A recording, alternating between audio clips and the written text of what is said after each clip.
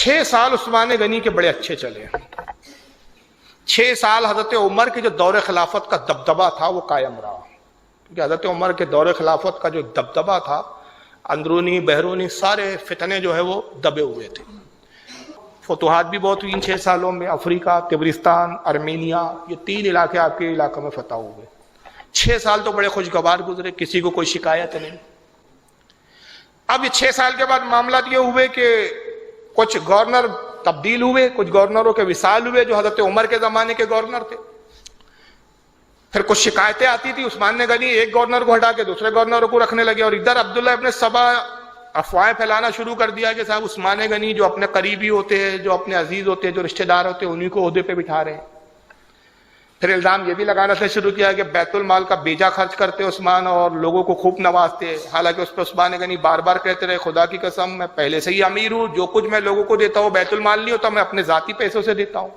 لیکن عبداللہ ابن سبا سب افواہ پھیلاتا رہتا تھا. ساتھ میں اس نے مروان سے دوستی کی اور اندر اندر پلاننگ بنی کہ باہر افواہوں کا کام میں کروں گا، اندر درار جو ڈالنا ہے، اندر فتنے جو پیدا کرنا ہے، مروان تو اس کام کے لیے ہے. یہ ایک سیٹنگ ہو گئی صاحب. اور سیٹنگ ہونے کے بعد پھر معاملہ یہاں تک آیا کہ ایک گورنر تھے مصر کے، عمرو ابن عاص، فاروق اعظم کے زمانے میں، ان کو ہٹا کر دوسرے گورنر کو رکھ دیا گیا وہاں پر. اس گورنر کا نام تھا عبداللہ بن سراح. عثمان غنی نے یہ کیا کہ وہ حضرت عمرو ابن عاص کو ہٹا دیا اور ان کی جگہ عبداللہ ابن سراح کو رکھ دیا. طبیعت میں ظالمانہ انداز، اخلاق میں بد اخلاق، بد زبان، مغرور، متکبر، گھمنڈی قسم کا شخص. جیسی یہ گورنر بنا، اس نے مصر والوں پہ ظلم و ستم شروع کر دیے. یہ بادشاہوں کی طرح ٹھاٹ باٹ سے حکومت کرنے لگا. خلفائے راشدین کے زمانے میں اس کا تصور نہیں تھا. نتیجہ یہ ہوا کہ اس کی شکایتیں آنے لگی. تو مصر کے جو کچھ اصحاب تھے، ضعیف العمر بزرگ تجربے کار، جو مصر میں آباد ہو گئے تھے، انہوں نے باقاعدہ حضرت عثمان غنی کو خطوط لکھنا شروع کر دیا کہ حضور یہ فتنے پھیلا رہا ہے، یہ جبر کرتا ہے، ظلم کرتا ہے. عثمان غنی کے پاس خطوط آئے. عثمان غنی نے اس کو تنبیہ کی، خطوط لکھے کہ تمہاری شکایتیں آ رہی ہیں، اپنے آپ کو سدھارنے کی کوشش کرو، مجبور نہ کرو مجھے کہ میں تمہیں عہدے سے ہٹاؤں. اس کو پتہ چلا تو اس نے اپنے چند جاسوس بھیڑوائے، کہا پتہ کرو کون کون ہے جو میرے خلاف امیر المومنین کو شکایتیں بھیجتے ہیں. پتہ چلا بھائی یہ بھیجتے ہیں. ان سب کو جمع کر کے اس نے قتل کر دیا سب کا. تقریباً ان کی تعداد 70 یا 80 کے قریب تھی. جب یہ مصر میں وہ بے قصور قتل کیے گئے صرف اس جرم میں کہ عثمان غنی کو تم نے شکایت بھیجی تو کیوں بھیجی میری. 700 صحابہ اکرام مصر کے وہاں سے سفر کر کے مدینے آتے ہیں شکایت لے کر کے مصر میں یہ ہنگامہ ہو گیا ہے کہ 70 یا 80 کے قریب بے قصور لوگوں کو عبداللہ ابن سراح نے بے قصور مار دیا ہے، جو آپ کو خط لکھتے تھے اور وہاں کے حالات سے آگاہ کرتے تھے. یہ 700 لوگ آئے مدینے میں، ایک قرآن مچ گیا. اور آنے کے بعد انہوں نے شکایتیں کی کہ حضور ایسا ایسا ہے. پھر آپ نے حضرت علی کو بلایا، سعد بن وقاص کو بلایا، عبیدہ بن جراح کو بلایا، عبد الرحمن، سب جلیل القدر صحابہ ہے، کیا کیا جائے. حضرت علی نے فرمایا، کہا کہ میری رائے ہے کہ عبداللہ بن سراح کو فوراً معزول کیا جائے، ہٹایا جائے. کہا پھر اس کی جگہ کس کو بھیجا جائے؟ تو آپ نے کہا میرے خیال میں میرا بیٹا محمد ابن ابو بکر بہتر ہے. یہ محمد ابن ابو بکر کون تھے؟ یہ حضرت سیدنا ابو بکر صدیق کے چھوٹے بیٹے تھے. علی ان کو بیٹا کہتے تھے. وجہ یہ تھی کہ جب ابو بکر صدیق کا وصال ہوا تو ان کی جو بیوی تھی ان سے حضرت علی نے نکاح کر لیا تھا. یہ اس وقت چھوٹے تھے، تو جب نکاح کیا مولا کائنات نے ابو بکر صدیق کی بیوہ سے، تو یہ اپنی ماں کے ساتھ حضرت علی کی اس میں آ گئے، اور امام حسن اور حسین کے ساتھ یہ بھی پرورش پائے علی کے پاس. تو علی ان کو اپنا بیٹا ہی مانتے تھے. ظاہر ہے اب سوتیلے والد ہو گئے تھے، باپی کا درجہ تھا. اور محمد ابن ابو بکر بہت محبت کرتے تھے علی سے، اور علی ان کو بالکل اپنے بیٹے کی طرح ہی محبت کرتے تھے. سوتیلا کوئی ویوہار تھا ہی نہیں وہاں پر، سگے بیٹے کی طرح. آپ نے کہا محمد ابن ابو بکر سے بہتر اس گورنری کے لائق کوئی نہیں ہے. میری رائے ہے کہ محمد ابن ابو بکر کو بھیج دیا جائے. رائے پسند ہوئی. حضرت عثمان غنی نے خط لکھا اور خط ان کے ہاتھ میں دیا. خط کیا تھا؟ وہ گورنری نامہ تھا کہ جب پہنچو تو عبداللہ ابن سراح کو یہ دینا، اور اس میں لکھا ہوا تھا کہ تمہاری جگہ محمد ابن ابو بکر کو گورنر منتخب کیا گیا، تمہیں معزول کیا جاتا ہے، فوراً اس عہدے سے ہٹو اور جتنے چارج ہے وہ محمد ابن ابو بکر کے حوالے کر دو. عثمان غنی نے مہر لگائی، جو حکومت کی مہر ہوتی تھی، سارے دستاویز وغیرہ لگا کے ان کو دے دیا گیا. اور یہ اپنے چند ساتھیوں کے ساتھ، جن کی تعداد تقریباً 70 کے قریب تھی، محمد ابن ابو بکر مصر کی طرف روانہ ہو گئے کہ اب وہاں جا کے گورنری کا عہدہ سنبھالنا ہے۔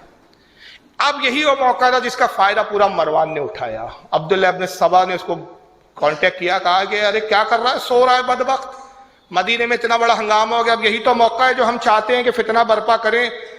تیرے باپ کے ساتھ جو رسول اللہ نے سلوک کیا تھا، تیرے ساتھ جو سلوک کیا تھا، اس کے بدلہ لینے کا موقع آ گیا ہے، اور ہماری جو ایران کی اور روم کی حکومتیں گئی ہے، آج موقع ہے کہ اب آپ مسلمانوں سے بدلہ لیں۔ کہا کیا کرنا ہے؟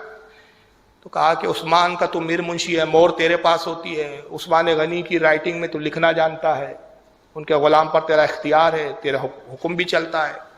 فوراً ایک دوسرا خط لکھ، پلاننگ ہوئی، پوری پلاننگ کے تحت مروان نے خط لکھا اور اپنے غلام کے حوالے کیا۔ عثمان غنی کی اونٹنی تھی، اس اونٹنی کے اوپر وہ غلام کو سوار کیا گیا اور وہ تیزی کے ساتھ مصر کی طرف روانہ کیا گیا۔ اب یہ آہستہ آہستہ جا رہے تھے، وہ تیزی سے بھاگ رہا تھا، یہ ایک دن پہلے نکل گئے تھے لیکن آہستہ آہستہ جا رہے تھے۔ یہ جب تیزی سے نکلا یہ غلام اونٹنی پہ، اور وہاں سے جب اسپیڈ سے نکلا، یہ لشکر حضرت محمد ابن ابو بکر کا ایک جگہ قیام کیے ہوئے ہیں۔ اب یہ اونٹنی پہ اس کو تیز رفتاری سے بھاگتے ہوئے دیکھا تو ان کو شک ہوا کہ یہ بھاگ کیوں رہا ہے اتنی تیزی سے، کیا معاملہ ہے، کوئی لشکر تھوڑی ہے پیچھا جو کر رہا ہے۔ تو محمد ابن ابو بکر رضی اللہ تعالیٰ عنہ نے حکم دیا کہ اس کا پیچھا کرو، پکڑو، یہ ڈاؤٹ فل آدمی ہے، اس پہ ڈاؤٹ ہو رہا ہے، کچھ تو معاملہ ہے، شک ہے اس کو۔ اس کو پکڑ کے لایا گیا، اس سے پوچھ تاچھ ہوئی کون ہے، کہاں جا رہا ہے، تو اس نے کہا بصر جا رہا ہوں، باقی اس نے چھپایا۔ تلاشی لو، تلاشی لی گئی تو خط نکلا، حکم نامہ نکلا، حکم میں لکھا ہوا تھا جو مروان کی طرف سے تھا لیکن مور عثمان غنی کی تھی، رائٹنگ عثمان غنی کی طرح تھی۔ خط کا جو مضمون تھا، جو لیٹر پیڈ تھا، وہ حکومت کا تھا، جو استعمال عثمان غنی کرتے تھے، سب کچھ وہی تھا، اور اس پہ لکھا ہوا تھا عبداللہ ابن سرا کے نام، کہ لوگوں کے دباؤ میں نے مجبور ہو کر محمد ابن ابو بکر کو گورنر بنا دیا ہے، ورنہ تو تو میرا پسندیدہ گورنر ہے۔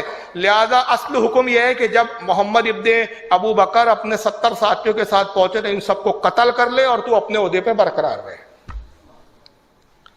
اب جیسے ہی حضرت محمد ابن ابو بکر اور ان کے ساتھیوں نے دیکھا، یہ آگ بگولا ہو گئے کہ یہ وہ عثمان غنی دوہری چال چل رہے ہیں، ایک طرف تو ہمیں گورنر بنا کے بھیجتے ہیں اور دوسری طرف ہمارے خلاف یہ سازش ہو رہی ہے، ہمیں مروانے کی پالیسی بن رہی ہے۔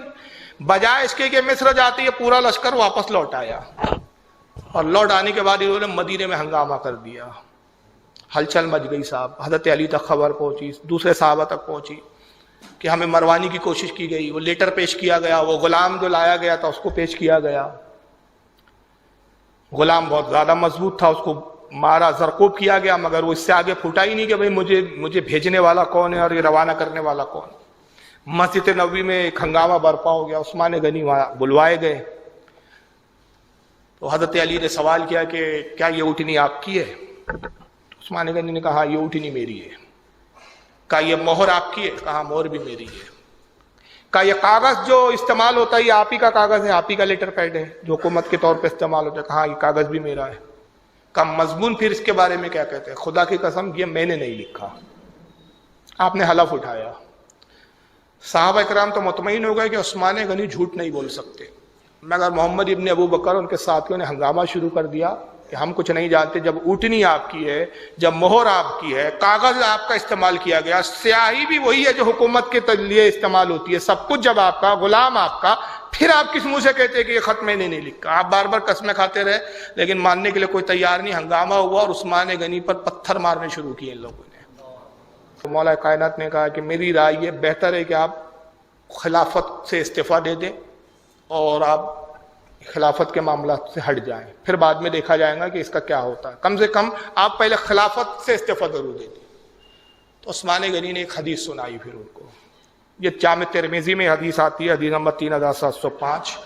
امام احمد نے بھی اس کو لکھا ہے اپنی مسند میں، امام حیثمی نے بھی لکھا ہے، بہت ساروں نے لکھا ہے۔ حدیث یہ تھی کہ وہ حضرت عثمان نے 2 حدیثیں سنائی، کہا کہ ایک حدیث تو میں نے رسول اللہ سے یہ سنی کہ حضور نے فرمایا عثمان اللہ تعالیٰ تجھے ایک قمیص عطا کریں گا، کچھ لوگ اس قمیص کو اتارنا چاہیں گے، چھیننا چاہیں گے، باخدا تو اس قمیص کی حفاظت کرنا اور اس قمیص کو کسی کے حوالے نہیں کرنا۔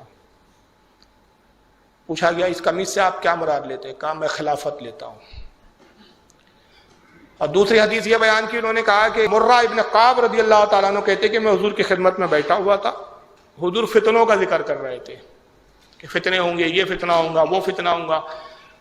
تبھی وہاں سے ایک شخص گزرا، حضرت مرہ بن کعب کہتے چہرے پہ کپڑے اوڑے ہوئے تھا. حضور نے کہا اس دن یہ شخص حق پر ہوں گا، ایک عظیم فتنہ برپا ہوں گا جو آپس میں مسلمانوں کو خون ریزیوں پہ مجبور کر دے گا، مگر یہ اس وقت یہ شخص حق پر ہوں گا. مرہ ابن کعب کہتے ہیں میں دوڑا اور جب میں شخص کے قریب گیا میں نے کہا ذرا چہرے سے نقاب ہٹائیے، آپ کون ہیں؟ جب چہرے سے انہوں نے نقاب اٹھایا تو عثمان غنی تھے. اور انہوں نے کہا کہ آپ نے مجھے چہرے سے نقاب کیوں ہٹوائی؟ کہا میں بھی رسول اللہ سے سن کر آ رہا ہوں کہ یہ شخص حق پر ہوگا، ایک فتنہ ہوگا. اے عثمان اس فتنے سے آگاہ ہو جائیے، ایک فتنہ برپا ہونے والا ہے جس میں آپ کے لیے تکلیفیں اور پریشانی ہوں گی، مگر آپ اس وقت حق پہ ہو گئے. یہ حدیث حضرت عثمان نے پیش کی، مرہ ابن کعب نے بھی اس کی تصدیق کی. اب حضرت حدیث سن کے مولا کائنات دوسرے صحابہ چپ ہو گئے. انہوں نے کہا ٹھیک ہے آپ خلیفہ رہیے، مگر آپ خلیفہ ہے، آپ کی حفاظت ذمہ داری ہے. تو آپ نے حضرت امام حسن کو بلایا، امام حسین کو بلایا، عثمان غنی کے گھر کے سامنے پیرے پہ بٹھا دیا. کہا خلیفہ کی حفاظت ہونی چاہیے، خبردار خلیفہ کے گھر کے حجرے میں کوئی داخل نہ ہونے پائے. عبداللہ ابن زبیر کو بلایا، عبداللہ ابن عباس کو بلایا. یہ سب جوان صحابی تھے، سب صحابی کی اولادیں تھے اور خود بھی صحابی تھے. سب زبیر کے صاحبزادے عبداللہ تھے، حضرت عباس کے صاحبزادے عبداللہ ابن عباس تھے، حضرت علی کے صاحبزادے حسن حسین تھے، اور بھی دیگر کچھ جوان صحابہ تھے. ان کو پیرے پہ لگا دیا گیا. اب ادھر یہ ہوا کہ عبداللہ ابن سبا نے اپنے ساتھیوں کو مدینے بھیجنا شروع کر دیا اور یہ تعداد بڑھتی گئی. یہ جو گروپ آ رہا تھا جو ہنگامہ کر رہا تھا، یا تو خلافت چھوڑو، دو مطالبے تھے ان کے، خلافت چھوڑو، مروان کو ہمارے حوالے کرو، اس غلام کو قتل کرو، اور تیسرا کہ عثمان پر باقاعدہ مقدمہ چلاؤ کہ یہ چال کیوں چلا عثمان ہمارے ساتھ، معاذ اللہ. کہ مروان سے جب یہ انکوائری تو مروان نے قسم کھانے شروع کر دی کہ نہ خط میں نے لکھا، میں کیوں خط لکھوں، مجھے کیا پڑی ہے. غلام سے پوچھا جاتا ہے تو غلام انکار کرتا، کہتا ہے مجھے کاٹ دو، مار دو، لیکن میں نام نہیں بتاؤں گا کہ میں کس کا قاصد ہوں، کس نے مجھے خط دیا ہے، کس کی طرف سے دیا گیا. اب مسئلہ یہ ہو رہا ہے کہ غلام کو زرکوب کیا جا رہا ہے، وہ اگلنے کے لیے تیار نہیں. ایسی صورت میں جب تک گواہ نہ ہو، شرعی تقاضے، اس تقاضوں کے اعتبار سے کسی کو مجرم قرار نہیں دیا جا سکتا. اور ادھر بلوائی بڑھتے رہے. عبداللہ ابن سبا اپنے بلوائیوں کو بھیجتا رہا، تعداد بڑھتی رہی. کوفہ سے بلوائی آ رہے ہیں، بصرہ سے آ رہے ہیں، شام سے آ رہے ہیں، قاہرہ سے آ رہے ہیں، ایک بڑی تعداد. گھر کو اور حجروں کو ان بلوائیوں نے گھیر لیا. جب تعداد ان کی زیادہ ہوتے ہوئے دیکھی، حضرت ابو ہریرہ آتے ہیں عثمان غنی کے بعد، امام حسن ساتھ میں، حسن کو ساتھ میں لے کر شہزادے میرے ساتھ چلیے آپ. ایک بات میں عثمان غنی سے کرنا چاہتا ہوں، اگر آپ بھی تائید کریں گے تو عثمان آپ کی بات نہیں ٹھکرائیں گے. ایک تو آپ رسول اللہ کے نواسے ہیں، اور دوسرا کہ آپ عثمان غنی کے رشتہ دار بھی ہیں، یعنی خالو ہوتے تھے عثمان غنی امام حسن کے. امام حسن کو ساتھ لیا اور ابو ہریرہ کہتے ہیں کہ عثمان یہ بلوائیوں کی تعداد بڑھ رہی ہے، آپ اجازت دیجئے، آج بھی مدینے میں صحابہ کی تعداد کچھ کم نہیں ہے، ہم ان بلوائیوں کو ٹھکانے لگا دیں گے. اس وقت عثمان غنی کہتے ہیں کہ کیا رسول اللہ کی آپ نے حدیث نہیں سنی کہ حضور نے کہا 3 ہی لوگوں کا قتل جائز ہے، چوتھے کا نہیں. یا تو جو مرتد ہو جائے، اسلام سے پھر جائے، اس کا قتل. دوسرا جو کسی مسلمان کو قتل کر دے. تیسرا جو زنا کرے. کیا یہ لوگ زانی ہیں؟ کہا نہیں. کیا انہوں نے کسی کا قتل کیا ہے؟ کہا نہیں. کیا تم ان کے بارے میں یہ کہہ سکتے ہو کہ اسلام چھوڑ چکے ہیں، مرتد ہو چکے ہیں؟ کہا نہیں. تو کہا پھر کیسے ان کا قتل کیا جا سکتا ہے، میں کیسے ان کی اجازت دے سکتا ہوں؟ کہا عثمان یہ آپ کو قتل کر دیں گے. تو اس کے بعد جو جملے آپ نے بڑے تاریخی جملے، انہوں نے کہا کہ اے ابو ہریرہ کیا تم یہ پسند کرو گے کہ ہزاروں لوگ مارے جائیں اور ایک عثمان زندہ سلامت رہے، اور عثمان کے عوض ہزاروں لوگ مارے جائیں؟ کیا یہ آپ گوارا کریں گے، اور کیا رسول اللہ کو اس کا جواب دے سکوں گے؟ انہوں نے خاموشی اختیار کی، کوئی جواب نہیں دیا. عثمان غنی سے بار بار تقاضا ہوتا رہا کہ آپ اجازت دیجئے، ہم ان سے نپٹ لیتے، اور عثمان غنی ٹالتے رہے. 40 دن تک حضرت عثمان غنی کے گھر کا گھیراؤ رہا. 40 دن تک. 33واں دن جب آیا تو عثمان غنی کی گھر میں جو کچھ کھانے پینے کی اور پانی کی چیزیں تھی وہ ختم ہو چکی تھی، اور باہر سے پانی آنے پہ پابندی لگا دی گئی.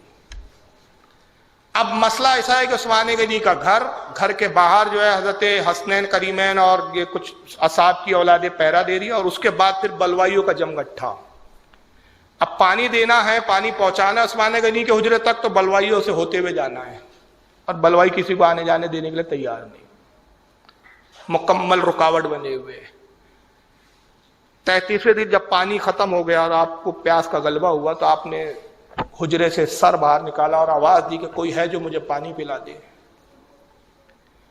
حضرت امام حسن نے سنا، سیدھا دوڑتے ہوئے گئے اور گھر آ کے اپنے والد حضرت علی کو خبر دی۔ آپ نے کہا بیٹا جاؤ مشکیزہ فوراً جاؤ اور امیر المومنین کو پانی دو۔ امام حسن مشکیزہ لے کر آتے ہیں، ابھی بس پہنچے، دشمنوں نے دیکھا، کہا حسن کدھر کا ارادہ ہے؟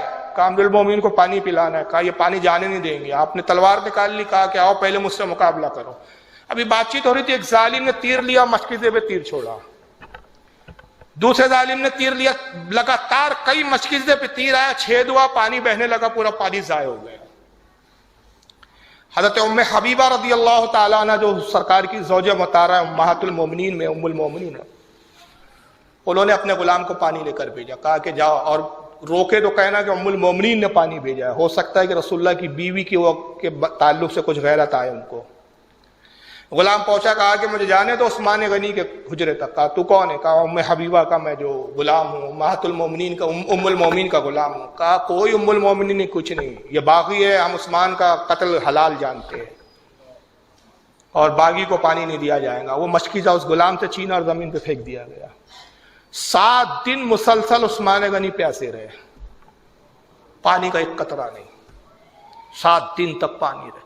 اور یہ اس پر پانی روکا گیا تھا جس نے مدینے میں سب سے پہلے آ کر جو کام کیا تھا، بیر رما خرید کر مسلمانوں کے پانی کے لیے وقف کر دیا تھا، آج اسی پہ پانی روکا گیا تھا۔ 7 دن پیاس اور بھوک کی کیفیت ہے، مگر اس عالم میں بھی آپ بس اپنے حجرے میں 2 ہی کام کرتے ہیں، نماز پڑھتے ہیں، قرآن کی تلاوت میں مشغول رہتے ہیں۔ امام محمد ابن حنبل اپنی مستد میں نقل کرتے ہیں، حدیث نمبر 526 کے ایک رات آپ سو رہے ہیں، آخری رات 40ویں رات، سرکار خواب میں تشریف لاتے ہیں، عرض کرتے یا رسول اللہ پیاسا ہوں میں 7 دن سے۔ خواب میں عرض کرے، حضور کہتے ہیں عثمان فکر نہ کرو، بس کل تم ہمارے ساتھ افطار کرنے والے ہو، اور عثمان 2 چیزیں میں تجھے پیش کرتا ہوں، اگر تو کہے تو تیری جان مال عزت کی حفاظت کی جائے، اور تو چاہے تو میرے ساتھ افطار کرنا پسند کر لے۔ آپ نے کہا یا رسول اللہ میں نے آپ کے ساتھ افطار کرنا پسند کر لیا۔ بیدار ہوئے اسی رات میں، جب خواب دیکھا اپنی بیوی کو اٹھایا، آپ کی اہلیہ تھی حضرت نائلہ، کہا اٹھو بس وقت آ گیا، وہی رات تھی، وقت آ گیا، رسول اللہ میرے انتظار میں ہے، اور یہ پیاس کا غلبہ ختم ہونے والا ہے، پیاس کی شدت ختم ہونے والی ہے، سرکار نے مجھے افطار کی دعوت دی ہے۔ نہانے کے لیے غسل کے لیے تو کوئی پانی نہیں تھا، کہا کم از کم نئے کپڑے تو پہن لوں، میری موت کا وقت قریب آیا ہے، حضور کی بارگاہ میں اس حال میں تو جاؤں کہ لباس نیا ہو۔ بیوی نے جوڑا نکالا، رونے لگی، کہا ابھی بہت رولا ہے تجھے، ابھی کیوں روتی ہو تو؟ کپڑے بدلے، قرآن کھولا، تلاوت قرآن میں مشغول ہو گئے۔ ادھر محمد بن عبد الرحمن، ابو بکر، کچھ ساتھیوں نے سامنے آگ لگا دی تھی امام حسن حسین نے کہ کوئی اس آگ کو پار کر کے نہ آئے، یہ کسی طرح پیچھے سے آئے، پیچھے سے دیوار پار کر کے لوگ داخل ہوئے، بلوائی، چہروں پہ نقاب ڈال لیا، اس میں محمد ابن ابو بکر بھی تھے، سب سے زیادہ غصے میں وہی تھے کیونکہ انہی کے قتل کا خط تھا وہ، اور یہ اندر داخل ہوئے، اور داخل ہونے کے بعد سب سے آگے محمد ابن ابو بکر تھے، تلوار لے کے پہنچے، جیسے ہی عثمان غنی کے قریب گئے، عثمان غنی قرآن پڑھ رہے تھے، قدموں کی ہاتھ دیکھی، چہرہ اٹھایا، دیکھا محمد ابن ابو بکر سامنے ہے، ہاتھ پہ تلوار ہے، کہا محمد کیا ارادہ ہے؟ جو روایت ہے میں بتا رہا ہوں، اللہ تعالیٰ مجھے معاف کرے لیکن حقیقت تاریخ کی ہے۔ محمد ابن ابو بکر نے آپ کی داڑھی پکڑی اور زور سے بس کھینچا، کہا کہ تو ہی ہے وہ شخص جو میرے قتل کا حکم نامہ لکھ کے دیتا ہے؟ آپ نے چہرہ اٹھایا، کہا محمد تیرے والد ابو بکر آج حیات ہوتے تو اس چیز کو پسند نہیں کرتے، تو جانتا ہے کہ تیرے باپ ابو بکر سے میرے کیا تعلقات تھے، کیا معاملات تھے، خدا کی قسم اگر آج وہ یہ تیرا سلوک دیکھتے تو ان کے دل کو ٹھنڈک نہ پہنچتی۔ بس جیسی یہ جملے کہے، محمد ابن ابو بکر دھاڑے مار کے رونے لگے، غیرت مند لوگ تھے بھائی، تلوار ہاتھ سے چھوٹ گئی۔ اب جانے لگے تو ایک خبیث چلاتا ہے، بلوائی، چہرے پہ نقاب ہے، کہا محمد بزدلی نہ دکھا، یہی وقت ہے کہ اپنے بدلہ لے لے اپنی دشمنی کا۔ کہا خدا کی قسم انہوں نے میرے والد کی بات کی اور مجھے احساس دلا دیا، اگر میں نے عثمان غنی کے ساتھ ذرا سی بھی بے حرمتی کی، قیامت کے دن میں اپنے والد کو چہرہ نہیں دکھا سکوں گا۔ جیسے گئے انہوں نے دیکھا بدبختوں نے کہ محمد ابن ابو بکر تو اس قتل سے باز آ گئے، ایک بدبخت کے ہاتھ میں لوہے کی راڈ تھی، اس نے سر پہ حضرت عثمان غنی کے مارا، سر پھٹا، خون کا فوارہ نکلا، آپ زمین پر گرے، خون کے قطرے قرآن کے اوپر آ گئے جو قرآن پڑھ رہے تھے آپ۔ خون کے قطرے اسی پر گرے. تب ایک بدبخت بڑا بھی آپ اپنے ہاتھ کو سر پہ رکھ کے در سے کہرا رہے تھے, اس نے تلوار ایسی پیچھے سے ماری کہ بازو کٹ کے گرا. سیدھے ہاتھ تھا وہ, سیدھے ہاتھ سے آپ سر دبائے ہوئے تھے, پیچھے سے وار کیا گیا تھا, خون جاری تھا, ہاتھ کٹا. اور یہ ہاتھ وہ تھا جو وحی الہی لکھتا تھا. یہ ہاتھ وہ تھا جس نے رسول اللہ سے مصافحہ کرنے کے بعد کبھی شرمگاہ کو چھوا نہیں تھا.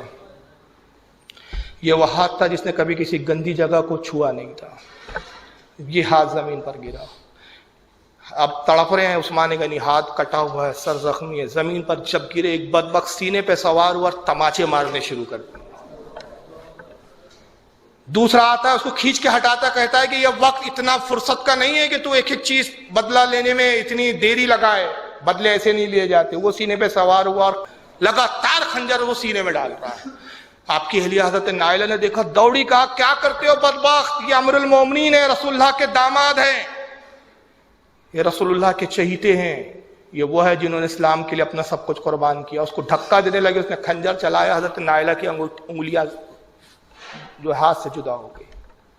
تلوار لیا, جو گلے سے رگ کاٹا, آپ کی شہادت واقع ہو گئی. پھر انہوں نے گھر کو لوٹنا شروع کر دیا بدبختوں نے. عثمان غنی کا پورا گھر لوٹ لیے. جب شور ہوا, یہ ہنگامہ, چیخ و پکار, حضرت نائلہ نے چلانا شروع کر دیا, لوگوں امیر المومنین کی خبر لو, لوگوں امیر المومنین کی خبر لو. اب سامنے امام حسن, امام حسین, حضرت عبداللہ ابن زبیر, حضرت عبداللہ ابن عباس, یہ سارے اصحاب جو پہرا دے رہے تھے, ان کو خبر ہی نہیں ہے, پیچھے سے آئے تھے. یہ کمرے میں دوڑے اور تلوار نکال کے لڑنے لگے. امام حسن بڑے شدید زخمی ہوئے. اس گھر میں, چھوٹے سے مکان میں لڑنا بھی مشکل تھا. ان بدبختوں نے یہ بھی لحاظ نہیں کیا کہ جو سامنے ہمارے مد مقابل ہے وہ نبی کا شہزادہ امام حسن ہے. سب سے زیادہ زخمی جو ہوئے جنگ میں وہ امام حسن, امام علی مقام تھے. پھر یہ انہوں نے کہا کہ فوراً یہاں سے نکلو. آپس میں ایک دوسرے کو چیخنے لگے, جلدی نکلو, خدا نہ خواستہ اگر ہمارے ہاتھ سے حسین یا حسن قتل ہو گیا, ایک دوسرا نیا ہنگامہ شروع ہو جائے گا, علی ہمیں نہیں چھوڑیں گے. یہ بھاگے اور شور و گل ہو گیا, خبر پھیل گئی مدینے میں, ہنگامہ ہوا کہ امیر المومنین شہید کر دیے گئے. مولا کائنات اپنے حجرے میں بیٹھے تھے, جیسی خبر آئی کمبر آیا, حضور آقا آقا, عثمان غنی شہید ہو گئے, امیر المومنین شہید ہو گئے. روتے ہوئے دوڑتے ہوئے گئے.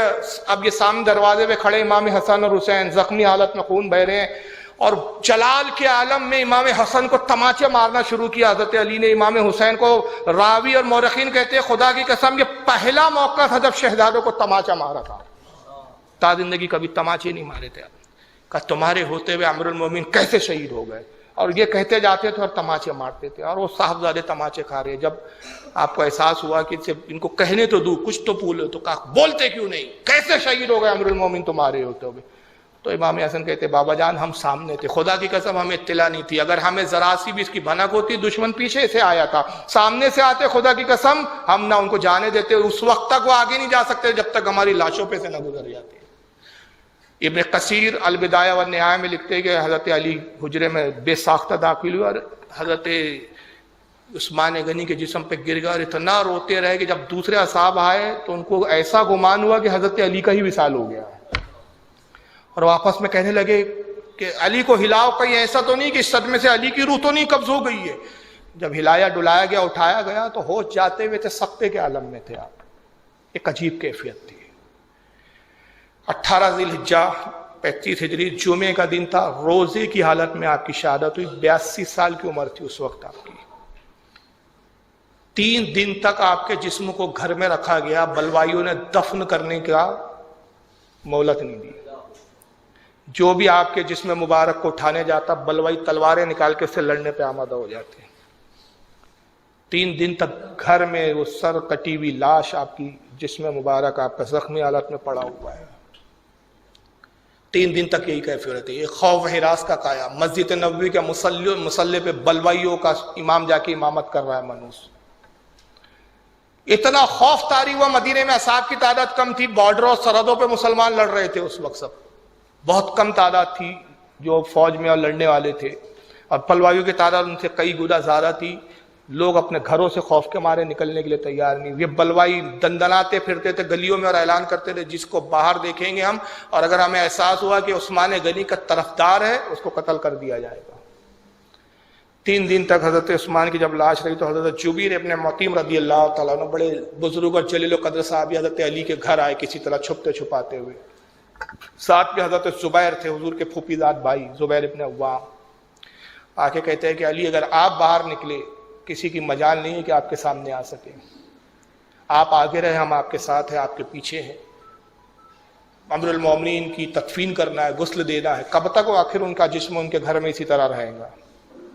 جب علی سے کہا، علی آگے بڑھے، کہا چلو. جب انہوں نے علی حضرت مولا علی کو آتے ہوئے دیکھا، جس تیور میں علی آ رہے تھے تو ان کی ہمت نہیں ہوئی، انہوں نے راستہ دے دیا. حضرت مولا علی اور زبیر نے ان کے جسم اطہر کو نکالا، غسل دیا گیا، جنت البقیع لے کر آئے. تو یہ بلوائی وہاں بھی آ گئے، کہا جنت البقیع میں بھی ہم دفن ہونے نہیں دیں گے. وہاں بھی ہنگامہ کھڑا کر دیا. امام مالک رحمۃ اللہ علیہ ایک روایت لکھتے ہیں یہاں پر. امام مالک فرماتے ہیں کہ انتقال سے کچھ عرصہ پہلے جب یہ ہنگامہ ہو رہا تھا، یعنی 40 دن پہلے، ہنگامہ ہونے سے کچھ عرصہ پہلے، آپ جنت البقیع کے ایک علاقے میں آئے جس کا نام تھا حش کوکب. حش کوکب ایک صحابی کا نام ہے، اور حش کہتے باغ کو. جنت البقیع جہاں بالکل جہاں اینڈ ہو جاتی ہے وہاں ایک باغ تھا حضرت کوکب نامی صحابی کا. آپ اس جگہ پہ تشریف لائے حش کوکب کے قریب، اس صحابی کے باغ کے پاس، اور اسی جگہ آپ کھڑے ہوئے جہاں اس وقت آپ کی مزار ہے. اس وقت اس زمین کو دیکھ کر بے ساختہ فرماتے ہیں قریب ایک نیک اور صالح آدمی یہاں دفن ہوگا. یہ باغ کس کا ہے؟ لوگوں نے کہا حضور کوکب کا باغ ہے. حضور رسول اللہ کے صاحب یہ کہا بلاؤ. کہا یہ باغ میں خریدنا چاہتا ہوں. کہا کچھ وجہ؟ کہا بس ان قریب یہ جگہ دیکھ رہے ہو، یہاں ایک صالح آدمی دفن ہوگا. یعنی اپنی قبر کی بھی جگہ جانتے تھے آپ. باغ خرید لیا ان سے.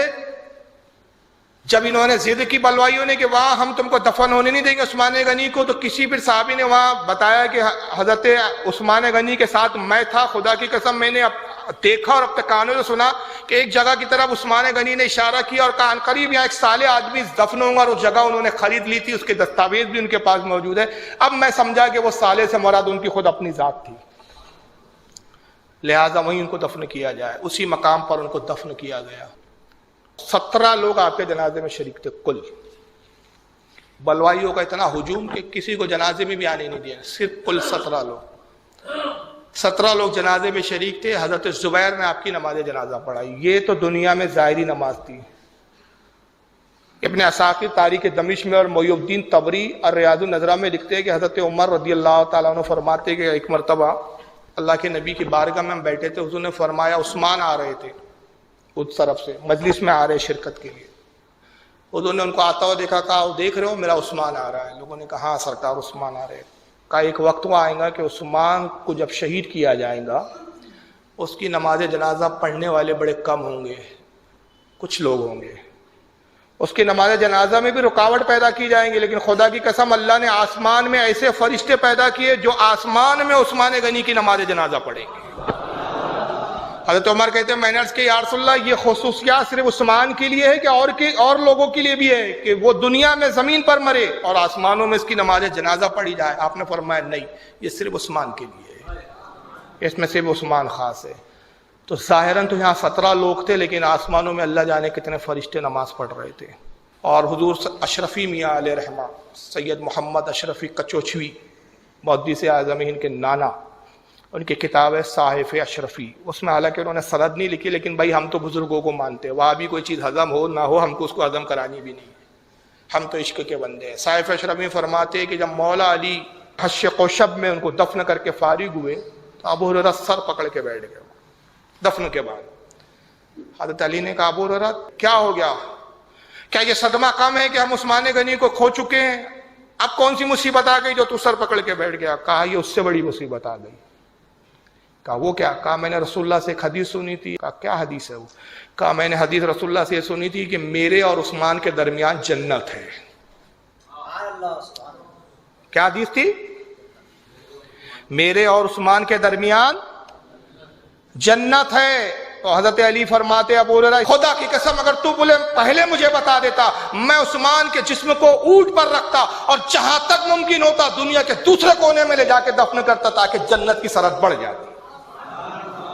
افسوس تو اب کہہ رہا ہے.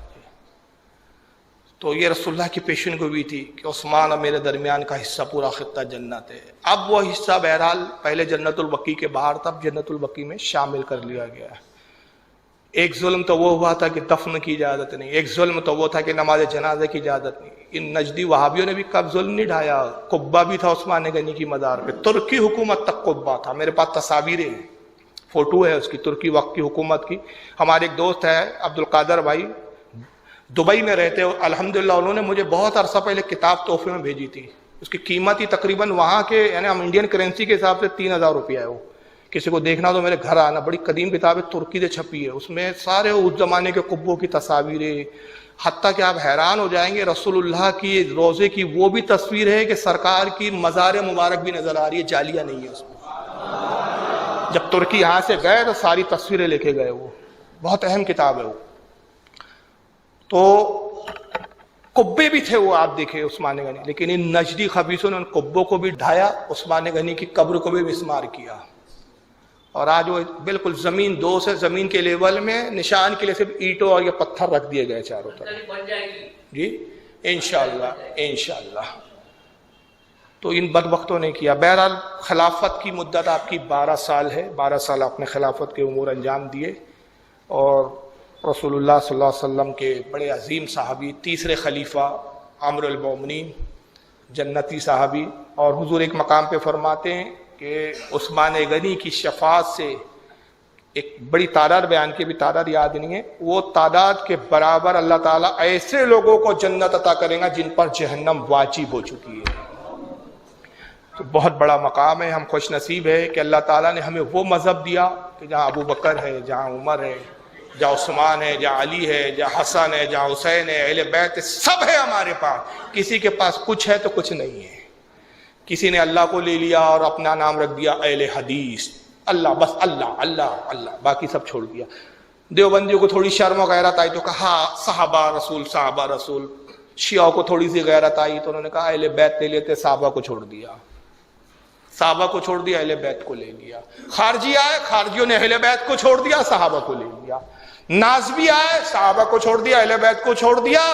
رسول کو اور قرآن بس اس سے آگے بات کرنے کے لیے تیار نہیں. اہل قرآن ہے بس قرآن کی بات کرو، اہل حدیث ہے ایسے حدیث کی بات کرو.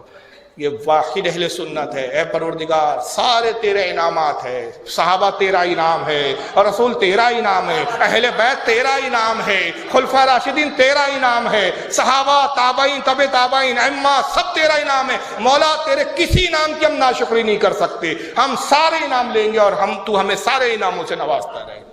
تو سب ہمارے ہیں اور سب کا ہمیں احترام کرتا ہے. اہل بیت کا احترام، صحابہ کا، تابعین کا، سب کا احترام کرنا. اللہ تعالیٰ اسی محبت پر قائم رکھے، اسی محبت پر ہمیں موت عطا فرمائے.